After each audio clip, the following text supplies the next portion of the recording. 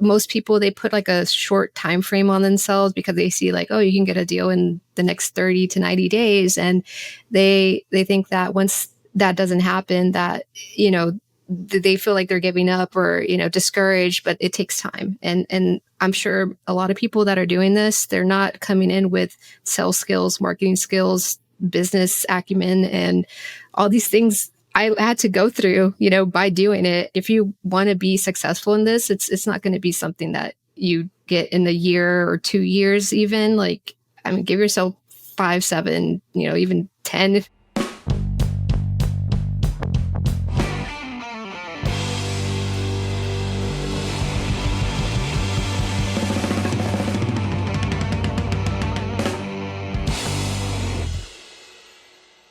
Hey friends, welcome back to the Evergreen Marketing Podcast by Care.com, where we help you build a business of freedom and impact. I'm your host, Brady Winder. And today I'm talking with my friend Lisa out of Houston on how she is getting about on average 80 really good inbound leads per month, mostly from, I think all from SEO. And then towards the back half of this, we're going to talk about her journey of actually leaving real estate and getting back into it this year, which is, I think, something that's not talked about enough. We don't hear about that enough, and it's a really exciting story. So yeah, we're going to get into how she's generating these leads, how she's closing them, so you can learn what she's doing right, because she's killing it in the Houston market. So Lisa, welcome to the podcast. Thank you for having me. I'm super excited to be here, and looking forward to sharing some insight. Yeah, it's going to be a good conversation. I've seen your site like on and off for years. It's a really good website and it ranks high in Houston. But I think I saw one of my team members shared a TikTok post of like a house you were walking through. And I'm like, she was like, hey, if you want to know how I got this lead on like dirt cheap, like, let me know and I'll tell you. I was like, oh my gosh, she's killing it with SEO. So yeah, we'll break it all down. Everybody, real quick before we get into a tip that actually works. Okay, so I'm really excited to announce this. Maybe you already saw the announcement come out from Carrot, but call tracking. It's finally here. So if you're generating any traffic to your website, any traffic, any demand, if people are Googling you, coming to your website, which if you have a website, people already are if you're doing business, and especially if you're doing SEO, especially if you're doing any sort of paid marketing or marketing dollars are going to your site, you want to know your ROI, or at least you should. You should be keeping track of how people are getting a hold of you. And for the longest time at Carrot, we've had a gap with actually reporting how many leads someone gets from their website. And so we just rolled out call tracking. You check it out, log into your account, and get a phone number, link it to your site. So now all those leads, I think it was around half, somewhere around half of the leads of the traffic that actually comes to your site ends up turning to a lead. Half of those are call leads. So I'm really excited for our members to actually get an accurate view on how many leads they're generating. So check that out, opt in. I believe the phone number is free, and then you just pay on an as-use basis, on a usage basis. So check it out. But we'll get into it. Lisa, tell me, you're in Houston. What's your business model look like right now? What's the structure? And just for context, so people know, like what's revenue, deal volume look like from these 80 leads you're generating? Yeah. So, right now my team is pretty small. It's just me and a partner, and all our leads are inbound through SEO. So, I've been working on it for a little while now, a couple of years actually. So it has been a slower process, but the amount of leads that come through have been really able to support what we do without, having to chase leads like the typical methods, because I used to do all that before.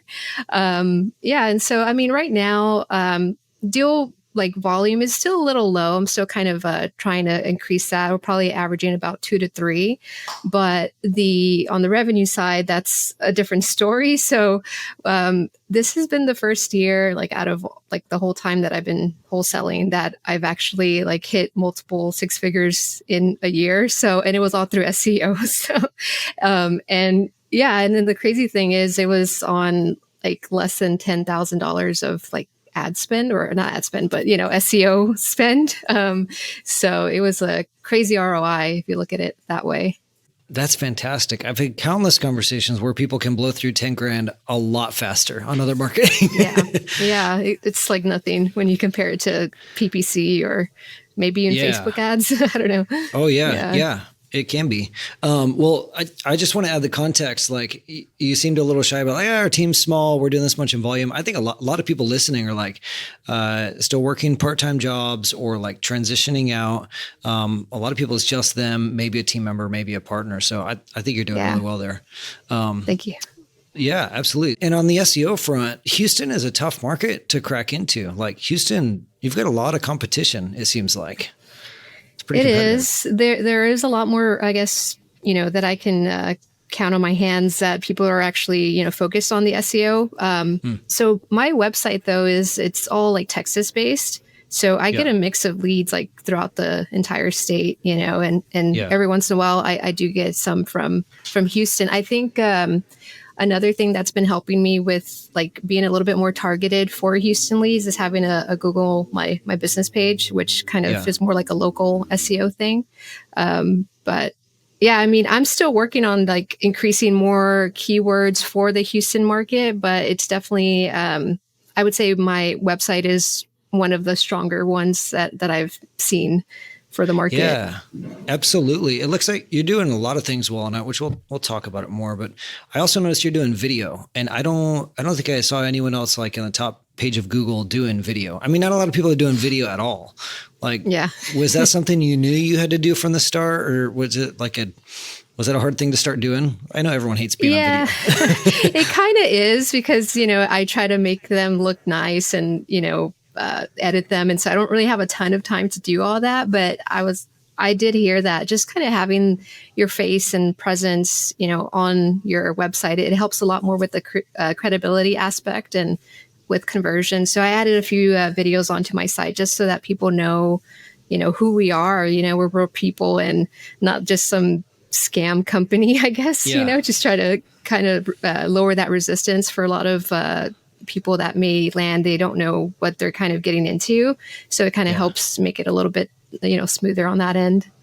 Yeah. And I think it's almost irrefutable that you're local at that point. So I'd imagine that's a big chunk of why you're generating more leads is just because it's irrefutably local versus, national people it's easy to launch a bunch of pages for all these different markets in the US, but like to have a video for each one, people aren't going to do that. So yeah, ranking on page one, like having a high ranking within a couple of years, that's really good. What were some of the first things you did for SEO and like, what are your main priorities now to like keep your rankings?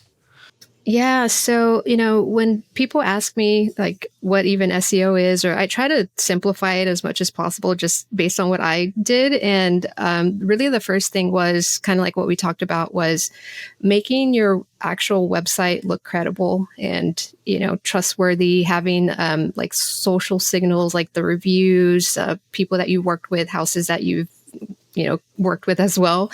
And aside from that, just kind of having like the words that you're trying to rank for actually on your site, like whether it's on the homepage or like the city pages, also creating blogs around the keywords that you're trying to rank for, because these are going to be what people are online searching for. And so if you're not writing about it, you're not really going to have a good chance of, showing up for it. So that was kind of really what I did. I made the website look credible. I wrote content, I tried to match what Google talks about with the EAT, like the, expertise. I don't even know.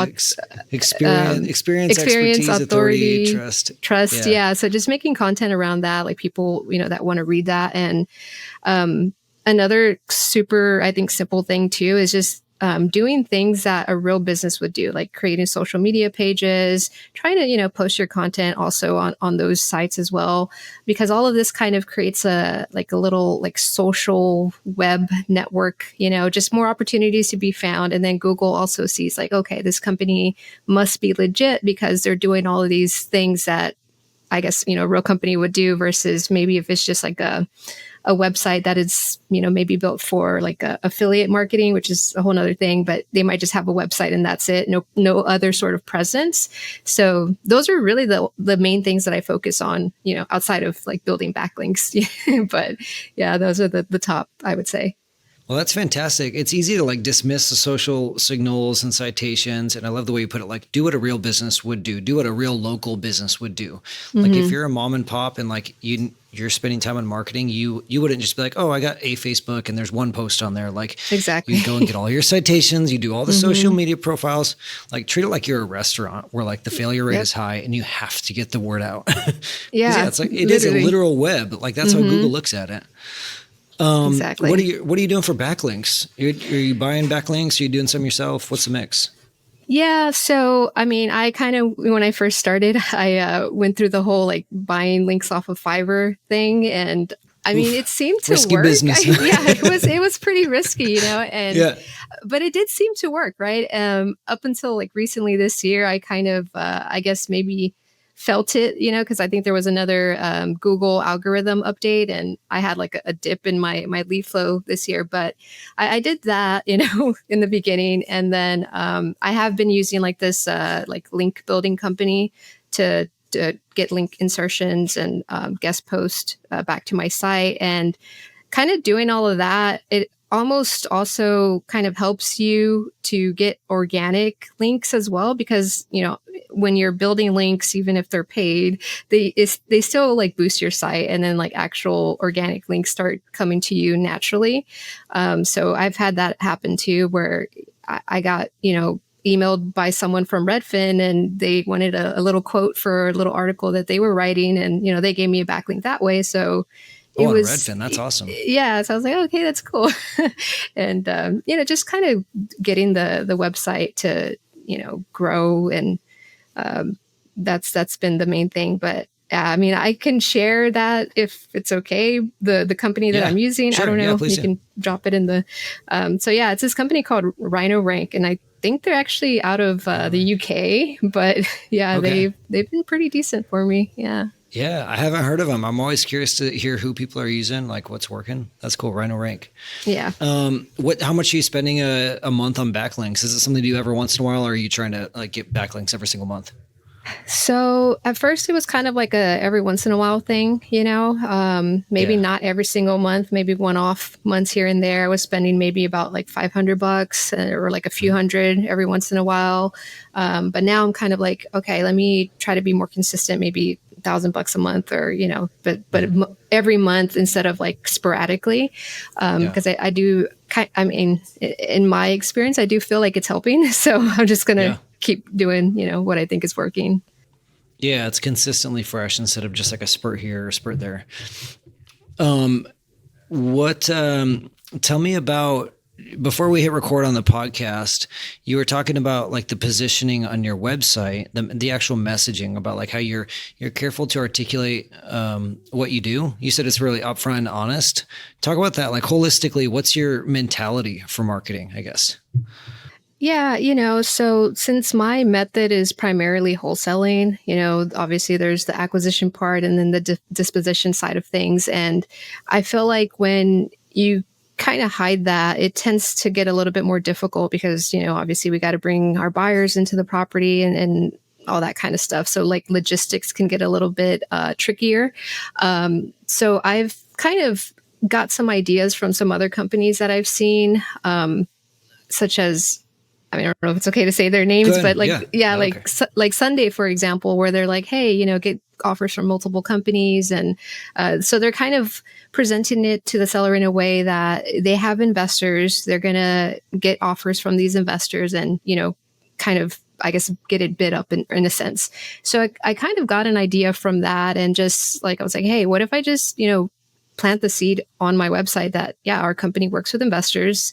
And that way, once we kind of go through that process of, you know, hey, we get it under contract, we're going to have some of our investment partners come out there. It's not as like, I guess, weird or a surprise because it's already been kind of set up front, you know, and that's just kind of how the company operates. So it's a little bit more of a natural process for the seller if they already know, like, okay, yeah, I mean, I expect investors to come to my house. So, you know, that was the idea behind it. So it seems to be going okay so far from what I've noticed. You're probably spending a lot less time re-explaining yourself on the phone too. Probably just a lot faster negotiations, I would imagine.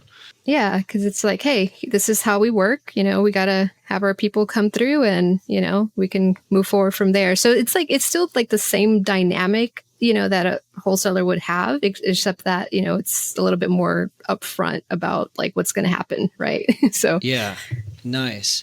Is there anything else you feel like you're doing really well on your website or with SEO that you feel like other investors are just kind of ignoring? Just kind of keeping up with like writing content is one thing. Maybe people start writing a blog on their website, but don't really, continue it. That's going to potentially limit like the amount of keywords that their website could rank for. And I think from what I've seen, a lot of people just have a website, but they don't really think of it as a way to generate leads. They just kind of have it to, if a seller asks like, what's your company? Oh, check out our website. And it's not necessarily like an actual like lead generation, mechanism. So I think a lot of people just don't even actively start doing anything with their website. So, they can at the very least, make it look a little bit more credible and start writing maybe some blogs at the bare minimum. Well, and it's always weird too when you stumble on even just like outside real estate investing or selling houses or buying houses. When you stumble on a blog and a website and it's like last post, 2022, there's just this psychological little like pause, this hesitation of like, wait, why haven't they posted anything? Why is this thing still? 3 years old? Yeah. Or going to like a friend's Facebook profile and you're like, oh wait, last post 5 years ago, like what's going on? Yeah. Kind of gives you some hesitation.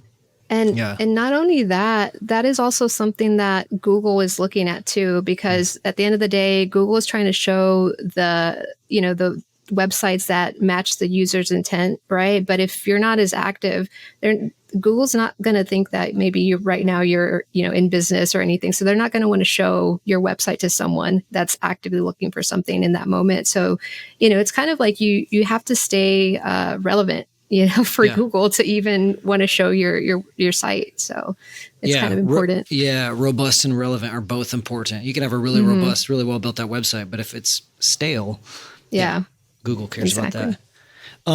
Before we move on, what I'm curious, what did you try for marketing before you went all in on SEO?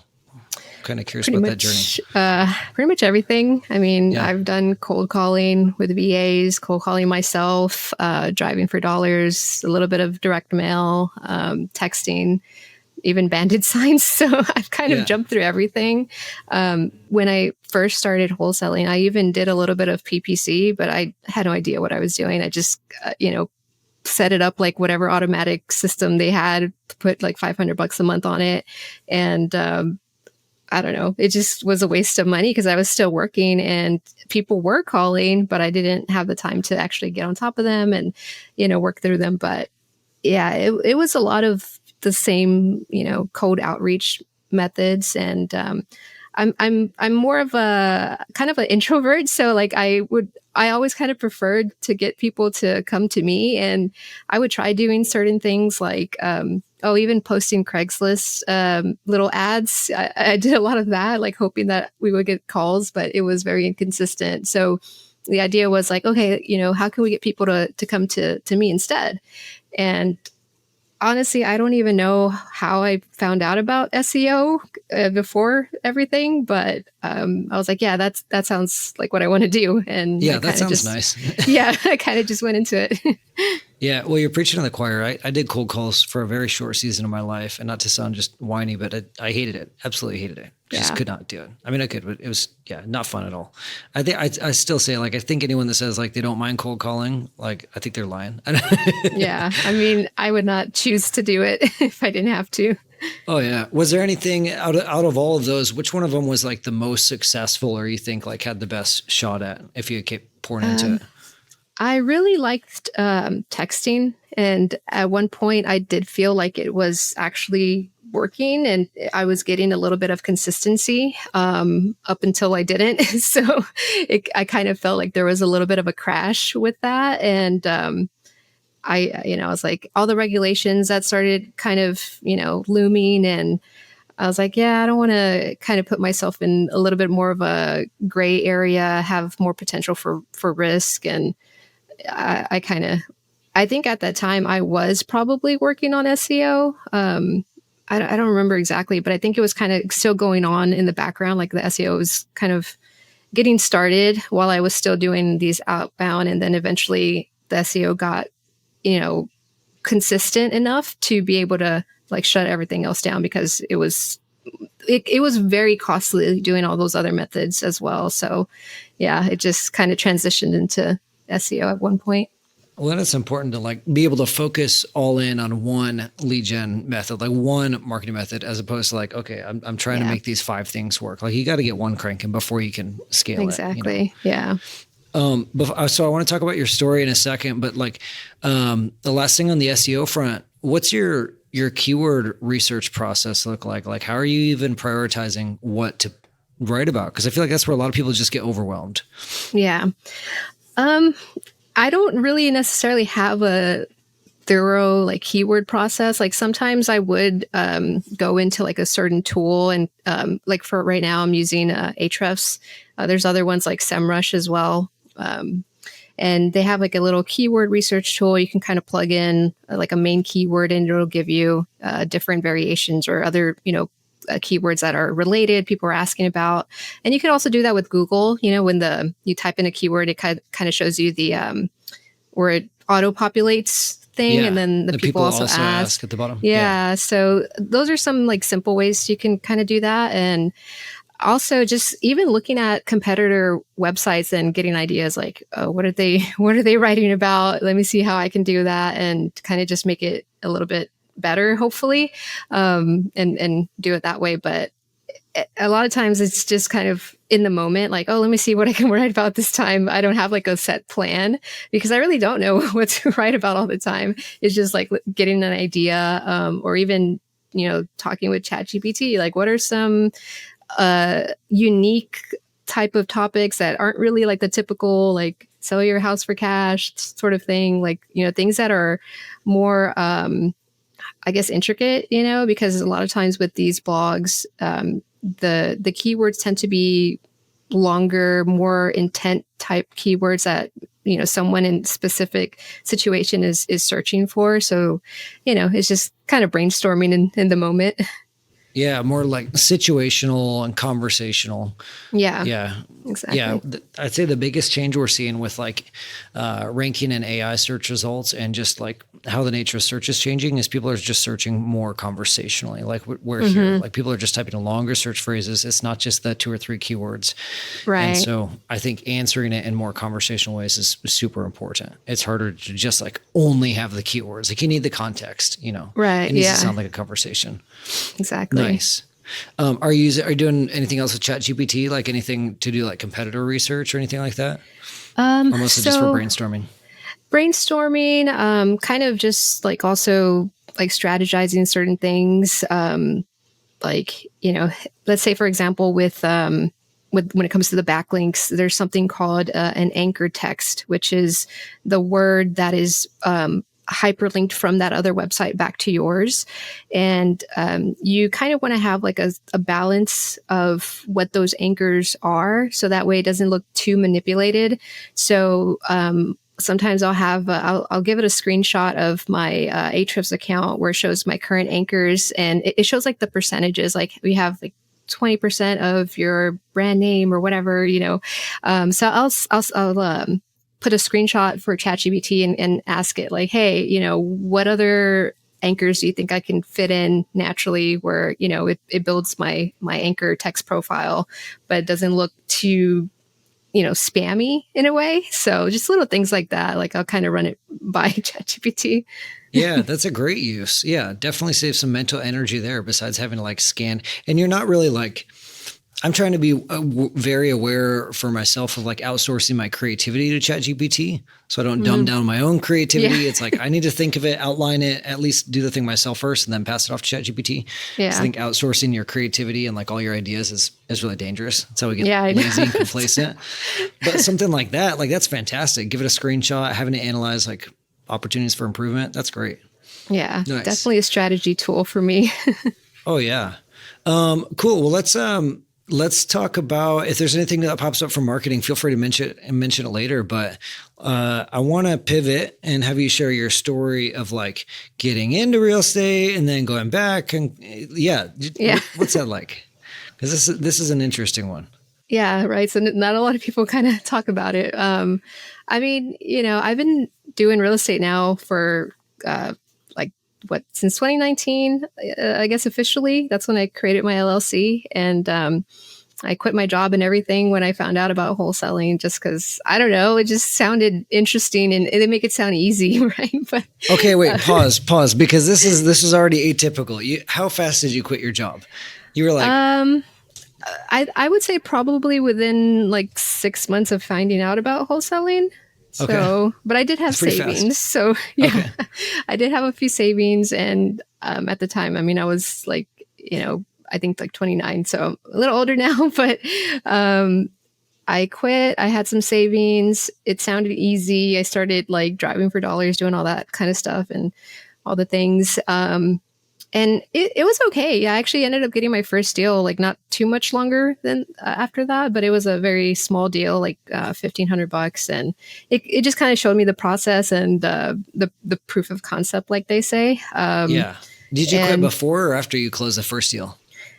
So I had quit and then I ended up getting the deal like a little bit after that. Oh my gosh, you quit before you had a proof of concept. You were that convicted about it. Yeah, I don't know. I saw the potential, I guess, I think that's what drew me to that. I had no idea what wholesaling was. I originally just found out about it through a YouTube video, and I was actually looking at or searching for like how to flip a house, and then I came across a wholesaling video, and it sounded a lot easier because of barrier to entry and that type of thing. And I saw the potential of what it could be as far as like eventually turning it into a business and kind of building yourself out, which I'm not entirely there yet, but I feel like I'm getting closer. So I kind of just went all in, and it was okay for that first couple of years. It wasn't consistent. It was maybe a deal every other random month. And I was trying to make it with like VAs and all these like cold outreach methods. But at the same time, there was a lot of stuff that I didn't know. I didn't really know about sales, KPIs, and what I really needed to be doing marketing wise, and just the systems of things. And so it was a lot of trial and error and building and learning. And then like, I think around like COVID and the regulations with the texting, I think that's around when things kind of were really getting hard. And I ended up having to take out credit cards to kind of keep the marketing going, keep things afloat. And that's a scary spot. Yeah, it was like, I don't think I was really making any money. Like, after really looking at like the P&Ls, which I didn't know about, I was like, I have money in the account, but it's not technically mine because I have all these marketing expenses, and I wasn't really netting anything, barely. So I went through that phase, and then at some point I was like, I gotta get, more income because I'm running out. And I did end up going to this, I was like in a sales position with this other company, doing inbound sales. And I was with them for about a year. And then I went to another job, which was like also work from home, inbound or outbound sales actually, but it was part-time. So that kind of helped me to still kind of keep my like toes in the water, like as far as like, because we still had leads coming in. I did have some SEO leads coming through at that point, and that's the beauty of SEO is like you should stop doing it. Like you're still there, reaping the benefits. Yeah. And that's so cool. That was going on still. And that's around the time when I brought on my partner right now, because I didn't really have as much time to focus on the leads that were coming through. And so he was helping me out with that. And then that kind of leads up into this year, early in February, where I quit that part-time job, and, just like I was like, we were getting a little bit more consistency. So I was able to quit that job and kind of, jump back into doing this full time. And I mean, it's been like I said, this has been the best year that I've had out of like the past years that I've actually been trying to make it work. And it actually feels like it's to the point where it's easier now, because I've learned so much along the way, and I just have to like kind of double down on what I'm already doing because it's working. So that's been my journey. That's fantastic. That's really cool to hear. Thanks for sharing that. Yeah. What are some of the things you feel like made it really hard the first go around? Like, what were the biggest gaps you had that you kind of had to be like, okay, was it sales? Like, oh my gosh, I got to learn how to negotiate, or I got to, work on my personal skills. What was it? I think it was a little bit of everything. I had no sales experience at all, so there was a lot of like, yeah, maybe my VAs were producing leads, but I didn't really have the skills to close them properly or as many as I could. And also like the overhead costs, right? So I was spending more than I was making. And so that kind of started like, leaving me, kind of trying to stay afloat. So it was just a matter of learning how to actually close the leads, and also knowing like how many leads we actually had to produce to create that consistency where it's like 1 month, 1 deal a month, 2 deals a month, that kind of thing, and kind of grow it. And I also think there was a little bit of fear with like spending more on marketing and, these VAs because I wasn't seeing it come back to me. So I was kind of stuck in this position of like, if I spend more, I could drown, but if I don't spend more, I still drown. Like it was, so it was, it was a lot of that. And, but it's that classic visual of like that meme where the guy's like mining for gold. He's digging underground and like he stops and turns around and it's like the gold's right on the other side where he stopped digging. It's like, okay, how far away, like how much more of this wall do I have to dig through before I get the gold? Right. Yeah. How much more do I need to spend? Yeah. So it was a lot of that going on. And until finally I had to go back to work. And I think that kind of gave me a little bit of a restart, because now I had money to put back and kind of keep it rolling. But I mean, it was scary. And I did want to quit a lot of times throughout this whole process. But now it's like, I feel like I can do it because I already know so many things that I didn't before. It's like my second go around, but this time I have more knowledge to put into it. Yeah. Absolutely. What do you, what's next in marketing for you? Cause I know like it's fantastic having all your leads coming from SEO because they're all super good quality. They're all inbound, but I'm sure there's some nervousness about like, oh man, if SEO dips, like what's going to supplement that? So what's the future look like? Yeah. Yeah. So, I'm actually jumping into Facebook ads like really soon. I already created my ad copy and, set all that up. And it's something that I'm doing myself just cause I like to know what I'm doing whenever, I'm starting something different. So I'm going to be starting that and see how that goes. That is going to be specifically for the Houston area because right now with my SEO, it's just like all of Texas. So I want to get a little bit more targeted. So I'm going to try that out. I'm going to be doing more towards SEO, backlinks, things like that. Try to get more consistent on posting on social media, like my, my business page, things like that. And I don't know, maybe even later on, try some Google PPC, but that's maybe like a long road away. So not anytime soon. Yeah. Yeah. Got to have your follow-up in place. Got to be able to get to those leads fast. Speed to leads, super important. Yeah, for sure. Okay, nice. Is there anything else you want to touch on in your story of like transitioning that you feel like would be really important for people to know? I would say, like they say, the concept of, for what I do, wholesaling, it's easy, but it's very hard to get it to a point where it's actually, turned into a business because there's a lot of different components to it. And yeah, you may be able to do a transaction here and there as like a one person thing. But if you're, trying to build it out, and kind of scale it, I guess, like they say, and get out of the business, like you have to be able to build it out. And it's going to take time, like most people, they put like a short time frame on themselves because they see like, oh, you can get a deal in the next 30 to 90 days. And they think that once that doesn't happen, that, they feel like they're giving up or, discouraged, but they haven't really, the whole iceberg is not anywhere near the bottom, right? So they're not close to really anything. And just like with,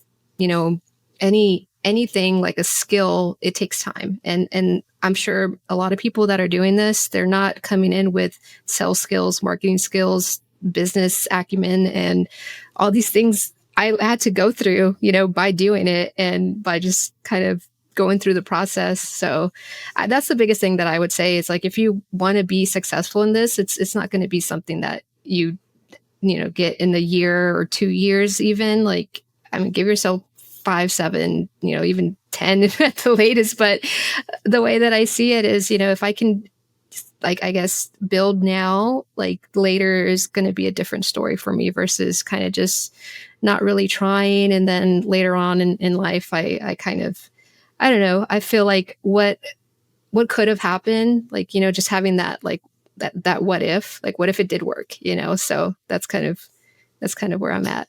Yeah. That's great advice. That's great advice. Yeah. Give yourself some grace and give yourself like a good solid expectation and more runway. I like what you said, a few years versus like, or I have to make this happen in 90 days or else I'm failing, Right. Not realistic.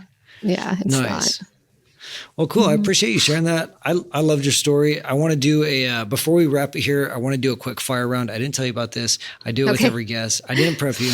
And so we'll take about 2 minutes or so and we're going for speed, but I got 4 questions for you. Okay. And we're going to see what we can cram in before we wrap it up. Number 1, Lisa, what's your best piece of marketing advice? Could be strategy, could be a specific tactic, something you learned. Tell everyone what you do. You have to get yourself out there, right? Whether it's with cold outreach or, like what I do inbound, like people have to know what you're doing for you to be successful, right? And so when I first started in real estate, I wasn't a real estate person and it felt weird to me, but like you have to let people know, and eventually you end up becoming that real estate guy, that real estate girl. So that's the simplest thing that I would say for marketing. How do you word it? Like your grandma or your next door neighbor, what do you tell them? Like, Lisa, what are you doing? What is this job thing? I don't understand it. Tell me about it. What's your one line? I mean, I just say I'm in real estate and they always assume like a real estate agent, but I mean, which I am, but I don't really focus too much on that side of things. Yeah. But I mean, that's what they always assume is, oh, you're a realtor, right? So never investor. Are you telling people like, hey, if you see a house, like if you, like I'm buying distressed houses, if you see something, like call me? Are you trying to like get bird dogs while you're out meeting people? Yeah. I used to do that when I first started, right? Like, oh, I'll pay you $1,000 if you send me an address. But it didn't always work out like I imagined it. But I mean, it's just a good start to just kind of get that word out there. Right. But, I mean, if someone was to actually start putting into marketing, I mean, I think there's, the 2 approaches. Either it's the cheaper method, but you're kind of like doing more grunt work, like the cold calling, or you're focusing maybe on higher quality leads, but it could either be more expensive, like Facebook and PPC, or, slower, like SEO, but the quality difference is, night and day. Yeah. And it's a time investment, but it's paying off. Nice. Okay. Number 2, what's a book that changed your life? It's been instrumental for you. Oh gosh. I wish you can see my bookshelf right here, because I have a ton of books right next to me. I really think, and this is more kind of like an integrator type of book, but Traction by Gino Wickman. Traction with an X? No, it's just regular. It's just regular Traction. Regular. Okay. Yeah. I've heard it a few times. I haven't read it, but I've heard that mentioned. Yeah. I think that was like my first book that kind of really like opened my mind to kind of more like the business side of things and like systemizing and kind of having more of that like process mindset, to be able to kind of create a foundation, for the business and eventually, scale it.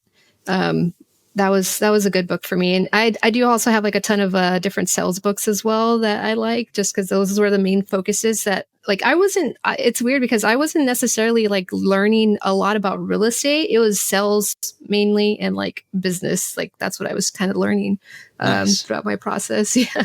What's your favorite sales book? Gosh, there's so many. What's the most recent one? I got to see I don't even know which one. I haven't read one in a good while. I think there was this one called Inked. That one was a pretty good one. I'm Inked, like, okay, I haven't heard of that one. yeah, I read it a couple years ago. I know everyone kind of talks about Never Split the Difference. That's more of like a negotiation type of book. Uh-huh. Gosh, what's another one? Spin Selling. That one was pretty. Oh yeah, I heard about that one. That was pretty good. Yeah, I have that one too. But I'm really bad at favorites, but I've read a couple. That's good. That's good. We got 3. Those are good recommendations though. Those are good ones. Okay. Number 3, what advice would you, and you might've already done this in that bit before. What advice would you give your younger self? Just be, consistent, stay patient, try not to look at what others are doing and kind of compare. I think that's the biggest thing that is hard, and it was for me. I felt like I wasn't in a position where I thought I should be, and I know there's still a lot more to go, but that kind of, it starts kind of, I guess, getting to you, right? Because you start feeling like, oh, it's not working for me. So especially in a big market like Houston, when there's a lot of people. Yeah. And you see people like, oh, wait, didn't they just start? And like, how are they like already, at this level? And I'm not, right? Because I started before them. And so I think the comparison thing is the biggest thing that, try not to do. I would tell myself. Oh yeah. Then. The comparison game will kill your motivation. Mm-hmm. It will kill your momentum. And because you're just missing so much context. And even if you think you have the context, it's not good. It's not healthy. Nope. Last one. Okay. Last thing. Is there any impact you're making outside real estate that lights you up? Or feel free to answer, like, what keeps you motivated? Like, what keeps you doing this business?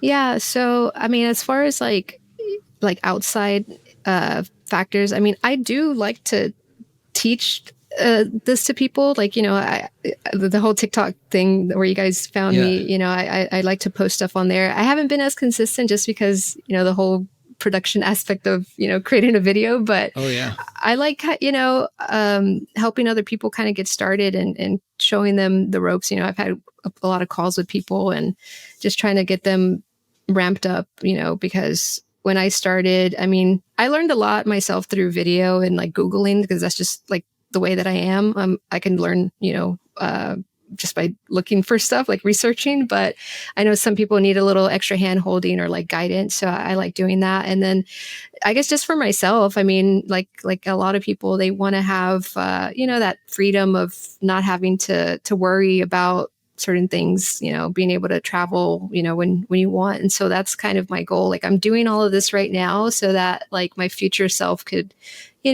kind of relax and just chill, enjoy life. Yeah. Exactly. Not be as fast paced. Good. Yeah. I love that answer. Well, shoot, we're about at time. I appreciate you sharing your story. I think this is really cool. I'm glad we finally got to connect. That's awesome. Where can people find you? Yeah. Where can people find you if they want to connect with you? So I'm really active on my Facebook page. I think I'm a little bit more there. So it's just my name, but I know it's kind of hard to find. It's just Lisa Martinez. Also on Instagram, I have like different names for my Instagram and TikTok, but on Instagram, it's lisa.m.rei. And then on TikTok, it's just lisa.realestate. So I post a little bit on both of those as well. Nice. Cool. Well, everybody listen, if you like that, if you like what she's talking about, go check out her TikTok. That's how I found her. It's good content on there. Thank you. But yeah, thanks Lisa for hopping on, and everybody listen, if you like this, share with a friend, leave us a review on Apple Podcasts. If you got any questions, email me, brady@carrot.com. I'd love to chat, and we will see you guys next time.